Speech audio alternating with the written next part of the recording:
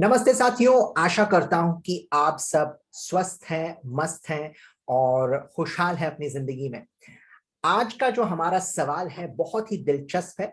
दरअसल मैं आपको बताना चाहूंगा कि एक प्रशिक्षक होने के नाते तकरीबन हजारों बार मैं यह सवाल सुन चुका हूं और सवाल ये है कि जब हम लोगों के सामने अपने आप को प्रस्तुत करें तो किस तरह से प्रस्तुत करें, जिसे हम प्रेजेंटेशन स्किल्स कहते हैं, कि किस तरह से हम अपने आप को लोगों के सामने प्रस्तुत करें ताकि लोग हमारी बातें सुने।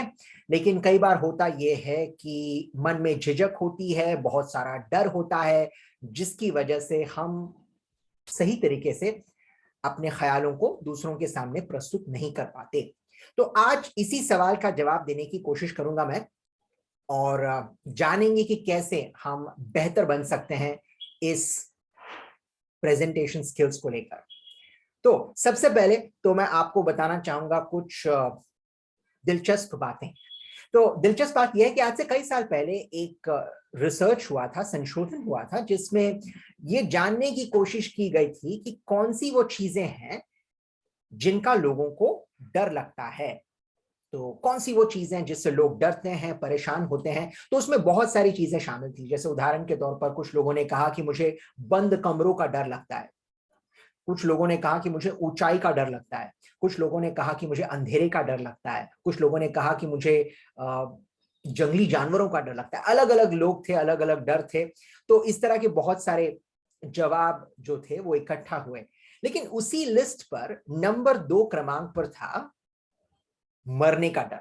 किसे नहीं होता भाई, हर किसी को डर लगता है कि मौत एक दिन जिंदगी समाप्त कर देगी। तो मौत का डर भी था वहां पर। लेकिन जो आयोजक थे इस संशोधन के सर्वे के, उन्हें अचरज इस बात का हुआ कि मौत को लोगों ने नंबर 2 पायदान पर रखा है। हालांकि मौत का डर जो होता है सभी के मन में होता है, तो उसे तो नंबर 1 पर होना चाहिए था। तो उन्होंने जानने की कोशिश की कि नंबर 1 पर क्या है। तो नंबर 1 पर जो चीज पाई गई वो थी कि प्रेजेंटेशन करने का बहुत डर लगता है। अपने आप को दूसरों के सामने प्रस्तुत करने का, अपने विचारों को प्रकट करने का, फिर चाहे वो पावर पॉइंट प्रेजेंटेशन के साथ हो या बिना पावर पॉइंट के हो, लेकिन लोगों के सामने खड़े होकर बात करना, भाई पसीने छूट जाते हैं हमारे। ठीक है। तो फिर ये जो पूरा कार्यक्रम हुआ था उसका नतीजा क्या निकला? नतीजा ये निकला कि अगर लोगों के सामने 2 विकल्प हो कि या तो आपको मरना पड़ेगा या तो आपको प्रेजेंटेशन देना पड़ेगा, लोग कहेंगे भैया हमें मार दो लेकिन हम प्रेजेंटेशन नहीं करेंगे, लोगों के सामने जाकर बातचीत करना मुझसे नहीं होगा ये। ठीक है। अब हालांकि ये बात काफी मजाकिया लगती है लेकिन ये सच है। दुनिया भर में चाहे फिर लोग किसी भी देश से हो, किसी भी संस्कृति से हो, ये बहुत मुश्किल होता है लोगों के लिए कि वो अपनी बात दूसरों के सामने आत्मविश्वास के साथ और भरपूर भरोसे के साथ रख पाएं। तो फिर करें क्या? कैसे हम अपने इस डर को नियंत्रित करें और अपने आप को दूसरों के सामने बेहतर तरीके से प्रस्तुत करें? तो आइए जानने की कोशिश करते हैं। वैसे इस डर को अंग्रेजी में कहते हैं ग्लॉसोफोबिया। ग्लॉसोफोबिया का मतलब है कि प्रस्तुत करना, अपने आप को प्रस्तुत करने का जो डर लगता है उसे कहते हैं ग्लॉसोफोबिया। फोबिया का मतलब है डर। ठीक है। तो आइए जरा जानने की कोशिश करते हैं कि इस डर को कैसे खत्म किया जाए। तो इसका इलाज मैं आपको बताऊंगा। 4 ऐसी चीजें आज मैं आपके सामने रखने वाला हूं जिसका इस्तेमाल करते हुए आप इस डर को काफी हद तक समाप्त कर सकते हैं। ठीक है। तो सबसे पहली चीज जो है उसे हम कहते हैं प्रैक्टिस। अब आप पूछोगे प्रैक्टिस तो आम बात है भाई, इसमें कौन सी नई बात है? प्रैक्टिस करना यानी अभ्यास करना। अब इसमें करना क्या है? देखिए कई बार लोग अभ्यास करते तो हैं लेकिन तरीका जो होता है ना वो गलत होता है। मैं आपको बताऊं आमतौर पर हम प्रैक्टिस किस तरह करते हैं। हम जो है रट्टा लगाकर आईने के सामने खड़े हो जाते हैं और फिर अपनी बात आईने की तरफ देखते हुए कह देते हैं, बिना सांस लिए कहते जाते हैं और फिर हम सब कुछ कर लेते हैं। हमें लगता है कि हमने काम पूरा कर दिया।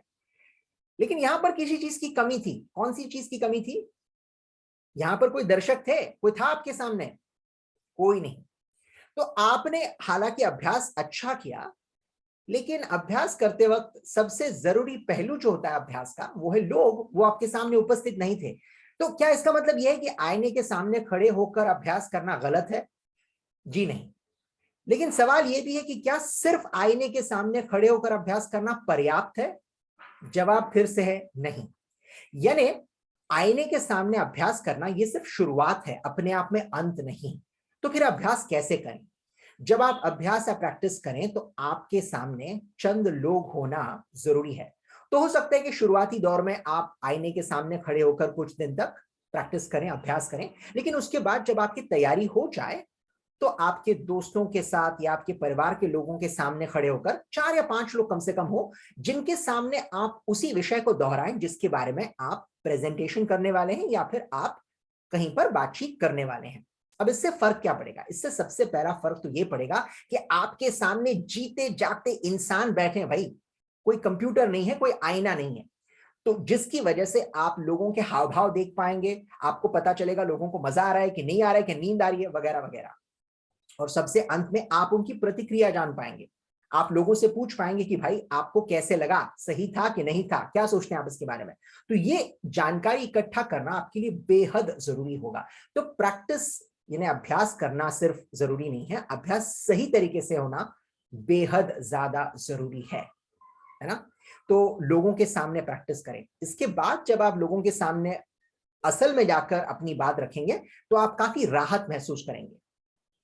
तो सबसे पहले अभ्यास में यह परिवर्तन बहुत ज्यादा कारगर है, जरूरी है। और उसी के साथ साथ जब आप अभ्यास करें उसमें एक और पहलू जोड़ सकते हैं जिसको कहते हैं विजुअलाइजेशन। अब विजुअलाइजेशन का मतलब है कल्पना शक्ति का इस्तेमाल करना। अब इसे जरा आसान भाषा में आपको समझाऊंगा मैं। मान लीजिए आज से 1 हफ्ते बाद आपने 50 लोगों के सामने या 10 लोगों के सामने अपनी बात रखनी है। हो सकता है आपकी कंपनी में, आपके टीम के सदस्यों के सामने, कहीं पर भी। अब आप करेंगे क्या? रोज रात को सोने से पहले या दिन भर में कभी भी 10 मिनट के लिए अपनी आंखें बंद करें और कल्पना करें कि आप उस कमरे में दाखिल हो चुके हैं जहां पर आपने प्रेजेंटेशन देना है। लोग वहां पर आ चुके हैं, आपने अपनी बात लोगों के सामने रखना शुरू कर दिया है, लोग आपसे सवाल पूछ रहे हैं, बड़े आत्मविश्वास के साथ आप उनके सवालों का जवाब दे रहे हैं, वगैरह वगैरह वगैरह। अब ये सारी कल्पनाएं जो है, ये सारी बातें आपके दिमाग के अंदर बिल्कुल एक फिल्म की तरह चल रही हैं। लेकिन इससे फर्क ये पड़ेगा कि जब आप वाकई में, असल में लोगों के सामने अपनी बात रखना शुरू करेंगे, क्योंकि आपने इस घड़ी की कल्पना पहले की थी और सकारात्मक कल्पना की थी, तो आपको बड़ी राहत महसूस होगी जब आप असल में उसे दोहराएंगे। तो इसे कहते हैं विजुअलाइजेशन, यानी कल्पना शक्ति का इस्तेमाल करते हुए अपने आत्मविश्वास को बढ़ाना, उसमें इजाफा करना। तो ये भी आपकी प्रैक्टिस का, आपके अभ्यास का एक अहम पहलू होना चाहिए। ठीक है, तो ये होगी सही प्रैक्टिस। दूसरी चीज जो आपने करनी है उसे हम कहते हैं सेटिंग अ रूटीन। अब रूटीन का वैसे तो मतलब होता है दिनचर्या, लेकिन यहां पर रूटीन का मतलब है कि जब आप लोगों के सामने जाएं उसके कुछ पलों पहले आप क्या करेंगे। जैसे उदाहरण के तौर पर जब कभी लोगों के सामने प्रशिक्षक के तौर पर उभरता हूं, उनके सामने प्रशिक्षण देना शुरू करता हूं, उससे पहले कुछ चीजें जो मैं करना पसंद करता हूं। उदाहरण के तौर पर मान लीजिए आईने के सामने खड़े हो गए और अपने आप से चंद बातें की, सकारात्मक बातें की जिससे आपका आत्मविश्वास बढ़े। तो मैं अपने आप से कहता हूं कि मैं बेहतर काम कर पाऊंगा आज, मैं अपने लोगों को समझा पाऊंगा जो मैं समझाना चाहता हूं, मैं उनके प्रश्नों के उत्तर दे पाऊंगा, मुझे अपने ऊपर पूरा भरोसा है, वगैरह वगैरह। इसे कहते हैं पेप टॉक। तो ये छोटी मोटी जो बातें होती हैं आप अपने आप से करें जिससे आपका आत्मविश्वास और ज्यादा बढ़ सके। या फिर आप एक और चीज कर सकते हैं, वो है अपने हाथ इस तरह से फैलाना। ये हाथ इस तरह फैलाकर अगर आप 20 से 30 सेकंड खड़े हो गए तो इससे होगा ये कि आपके शरीर में जो नकारात्मक ऊर्जा है वो एक तरह से बाहर निकल जाएगी। इसे कहते हैं विक्ट्री पोज। आपने कई बार देखा होगा खिलाड़ी जब जीत जाते हैं, या तो कोई मैच जीतते हैं या फिर उन्हें सफलता मिलती है, तो अपने हाथ इस तरह से फैला देते हैं। तो इस वजह से होता यह है कि आपको अनुभूति होती है जीतने की। अब आपने ये कब किया? जीतने से पहले किया। तो आपकी मानसिक अवस्था उस खिलाड़ी की तरह होगी जो जीत के लिए बिल्कुल तैयार है। तो ये भी आपकी रूटीन का एक हिस्सा होना चाहिए। या फिर आप वो चीजें कीजिए जिसे करने के बाद आपको खुशी मिलती है, राहत मिलती है, जिससे हो सकता है कि आपके मूड में फर्क आए या फिर आपके सोच में फर्क आए। जैसे उदाहरण के तौर पर कुछ लोगों को चॉकलेट खाना काफी पसंद है ना। तो चॉकलेट खाने के बाद आपका मूड जो है उसमें निखार आता है, आप बेहतर महसूस करते हैं, तो आप वो करें जो भी। या फिर आप गाना सुनना चाहते हैं तो कोई अच्छा गाना सुने जिससे आपको तरोताजा महसूस हो और आप लोगों के सामने जाने के लिए मानसिक तौर पर तैयार हो जाएं। तो इसे कहते हैं सेटिंग अ रूटीन। जो भी ऐसी छोटी मोटी चीजें हैं जिसको करने के बाद आप लोग बड़े चुस्त हैं, तैयार हैं पूरी तरह से, और अब बस आप लोगों का दिल जीत लेंगे, ठीक है, तो इसको भी जरूर निभाएं। तो दूसरी चीज, रूटीन सेट करना। कौन सी वो चीज है जिसे मैं करना चाहूंगा लोगों के सामने जाने से पहले, तो उसे निभाएं आप। तीसरी जो चीज है उसे कहते हैं रिलैक्स करना, यानी अपने आप को आराम देना। अब ये रिलैक्सेशन का मतलब यहां सोना या मेडिटेशन करना कतई नहीं है। रिलैक्सेशन का मतलब होता है चंद ऐसी चीजें करना जिसकी वजह से आप अपने डर को नियंत्रित कर पाए। अब अक्सर होता यह कि लोग जैसे ही स्टेज पर जाते हैं वो बोलने की कोशिश करने लगते हैं, नमस्ते तो शुरू करने लगते हैं कि नमस्ते दोस्तों, मैं वगैरह वगैरह हूं और आपको ये चीजें आज बताऊंगा मैं। अब उसके बाद गाड़ी पटरी से उतर जाती है तो भूल जाते हैं कुछ चीजें। तो फिर ऐसा न होने पाए इसके लिए आपको सबसे पहले तो अपने अंदर की जो नकारात्मक ऊर्जा है उसे थोड़ा कम करना पड़े। उसके लिए क्या करें? सबसे पहले तो अपने ऊपर ये बोझ ना डालें कि मुझे बात करना अभी के अभी शुरू करना है। पहले 15-20 सेकंड जो होते हैं ना, बहुत अहम होते हैं। तो यहां पर आप क्या कर सकते हैं, थोड़ी लंबी सांसें लीजिए, है ना। लंबी सांसें लेने के बाद आपकी नकारात्मक ऊर्जा थोड़ी कम हो जाएगी। थोड़ा सा पानी अपने साथ रखिएगा ताकि आप एक हाथ दो घूंट, पूरी बोतल गटगट मत उतार लेना, लेकिन एक हाथ दो घूंट अगर आप पानी पी सके, ताकि आपका गला जो है, जो बैठा हुआ होता है डर के मारे, वो सूखा गला जो है वो खुल जाएगा एक तरह से। और तीसरी चीज, लोगों की तरफ देखकर मुस्कुराइए। जरूरी नहीं कि आप देखकर उनको सिर्फ बात करना शुरू करें, जरा मुस्कुराइए लोगों की तरफ, लोग भी आपकी तरफ देखकर मुस्कुराएंगे। इसको करने के लिए आपको तकरीबन 15-20 सेकंड तो लग ही जाएंगे। उसके बाद आप अपनी बात करना शुरू करना। ये जो मैं आपको कह रहा हूं ना, ये बहुत जरूरी है। इसलिए जरूरी है क्योंकि इसका आपको फर्क हर वक्त नजर आएगा जब कभी आप लोगों के सामने हैं। उदाहरण के तौर पर अगर आपने देखा है कि दुनिया के बेहतरीन बल्लेबाज जो हैं, क्रिकेटर जो हैं, वो जब बल्लेबाजी करने के लिए उतरते हैं, जैसे विराट कोहली है या MS धोनी है या और कोई, वो जब बल्लेबाजी करने के लिए मैदान पर उतरते हैं तो पहले 10 गेंदों में ज्यादा रन बनाने की कोशिश नहीं करते। पहले तो रक्षात्मक तरीके से खेलते हैं। फिर एक बार आंखें जम जाएं, उसके बाद ताबड़तोड़ बल्लेबाजी होती है। फिर आप जानते हैं कि वो सामने वाले का क्या हशर करते हैं। तो उन्हें भी तकरीबन 10 गेंदों का वक्त लगता है। अब अगर आपको उन्हें आउट करना है ना, तो पहले 10 गेंदों में आउट करना ज्यादा बेहतर है, वरना वो आक्रामक रवैये से आपको खत्म कर देंगे। बिल्कुल उसी तरीके से एक प्रेजेंटर, एक स्पीकर, एक प्रस्तुतकर्ता के लिए बहुत जरूरी है कि आप पहले 15-20 सेकंड का वक्त लें अपने आप को शांत करने के लिए, अपने मन को स्थिर करने के लिए। उसके बाद आप बोलना शुरू करें। तो ये बहुत अहम है, बहुत जरूरी है, ठीक है। और चौथी लेकिन बहुत ही ज्यादा कारगर चीज जो आपने करनी चाहिए वो है कनेक्ट करना, यानी लोगों से जुड़ना। देखिए, जब आप किसी कमरे में, किसी कॉन्फ्रेंस रूम में या किसी मीटिंग रूम में दाखिल होते हैं जहां पर आपने अपने आप को प्रस्तुत करना है, किसी विषय पर बोलना है, तो हम क्या करते हैं, लोगों से अलग हो जाते हैं। बिल्कुल हम अपने ख्यालों के साथ हैं, क्योंकि हमारा पूरा ध्यान कहां पर केंद्रित है, हमारे विषय पर। हम कुछ बोलना चाहते हैं, जो अच्छी बात है, लेकिन इससे फर्क ये पड़ेगा कि आप लोगों से बिल्कुल जुदा से हो जाएंगे। तो जब लोग कमरे में आना शुरू करते हैं, उनसे जाकर मिलिएगा, उनका हालचाल पूछिएगा। इसके लिए आपको तकरीबन 30 से 40 सेकंड का वक्त लगेगा। जितने लोगों से आप बात कर पाए, मुस्कुराइए, जरा बातचीत कीजिए, जरा पूछिए उनसे कैसा रहा उनका दिन अब तक का, क्या हालचाल है, क्या नाम है उनका, कहां से ताल्लुक रखते हैं, वगैरह वगैरह। इसको करने के बाद आपको ये राहत महसूस होगी कि लोग जो हैं वो आपके साथ हैं, आपके खिलाफ नहीं। अक्सर हम ये सोचकर बैठते हैं कि हमारे जो दर्शक हैं वो हमारे खिलाफ होते हैं, लेकिन आपको एक सच बात बताना चाहूंगा, दर्शक हमेशा ये चाहते हैं कि प्रस्तुतकर्ता जो है वो सफल रहे। कोई ये नहीं चाहता कि आप गलतियां करें या फिर दूसरों के सामने आपके पसीने छूट जाएं, कोई नहीं चाहता ये। तो आप दर्शकों के साथ मेलजोल बढ़ाइए, दोस्ती का हाथ बढ़ाइए। तो उससे फर्क ये होगा कि आपके उनके बीच जो एक मानसिक दीवार है वो बिखर सी जाएगी और आप उनसे जुड़ पाएंगे, वो आपसे जुड़ पाएंगे। और फिर जब आप बोलना शुरू करेंगे, आप अपने दोस्तों के सामने बोल रहे हैं, आप उन लोगों के सामने बोल रहे हैं जिनको आप जानते हैं, पहचानते हैं कुछ हद तक। तो इससे आपको बहुत राहत महसूस होगी। तो इसको जरूर करके देखिएगा। लोगों से जुड़ना बहुत ही अहम है, जिसको हम कहते हैं कनेक्ट करना। और इसको करने के बाद जब आप बोलना शुरू करते हैं तो लोग आपके साथ हैं, आपके खिलाफ नहीं।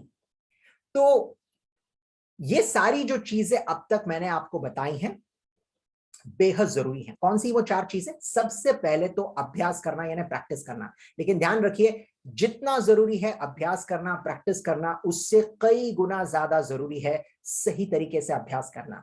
तो आईने के सामने जरूर आप अभ्यास कीजिएगा, लेकिन दर्शकों के सामने, लोगों के सामने जब आप अभ्यास करेंगे तो वो ज्यादा कारगर रहेगा। उसके साथ साथ आप विजुअलाइजेशन यानी अपनी कल्पना शक्ति का भी प्रयोग कर सकते हैं अपनी सोच को सकारात्मक रखने के लिए और अपने आप को ज्यादा दिलासा दिलाने के लिए, आत्मविश्वास बढ़ाने के लिए। दूसरी जो चीज मैंने आपको बताई वो थी रूटीन, यानी आपकी जो प्रक्रिया है लगभग उस समय जब आप स्टेज पर जाने वाले उससे पहले का जो समय होता है बहुत जरूरी होता है। तो क्या करना चाहेंगे आप? या तो कोई गाना सुनना चाहेंगे, चॉकलेट खाना चाहेंगे, हाथ फैलाना चाहेंगे, जो भी आप करना चाहते हैं जिससे आपको राहत मिले, आपका मन शांत हो और आपकी एकाग्रता भंग न हो। तीसरी चीज जो मैंने आपको बताई वो थी रिलैक्सेशन, यानी आराम देना अपने आप को, अपने दिमाग को शांत रखना, जिसमें शामिल है कि आप कुछ लंबी सांसें लें और थोड़ा सा पानी भी पिएं ताकि आपका गला सूखने ना पाए। लोगों की तरफ देखकर मुस्कुराएं। 15 से 20 सेकंड याद रखिएगा, शुरू करने से पहले अपने आप को दीजिए ताकि आपका आत्मविश्वास शिखर पर हो। और सबसे आखिरी चीज जो मैंने आपको बताई वो ये थी कि आप जब लोगों के सामने उपस्थित हो तो उनसे जरा जुड़िए, उनसे जरा हंस खिलकर बात कीजिएगा, उनसे मेलजोल बढ़ाइए ताकि आपको भी आराम मिले, उन्हें भी सुकून और तसल्ली मिले और फिर आप अपनी बात रखना उनके सामने शुरू कर सकते हैं। तो ये 4 अहम चीजें हैं। लेकिन अब तक जो मैंने आपको बताई इन बातों में हमने सिर्फ उन्हीं चीजों पर ध्यान दिया जो आप प्रस्तुतकर्ता होने के नाते शुरुआती दौर में करेंगे, जिसको हम कहते हैं तैयारी करना।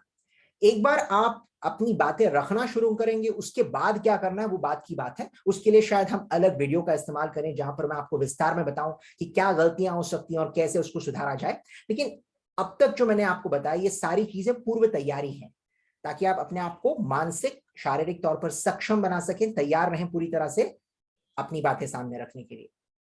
तो फिर इसका प्रयोग कीजिए और इसका भरपूर लाभ लीजिएगा।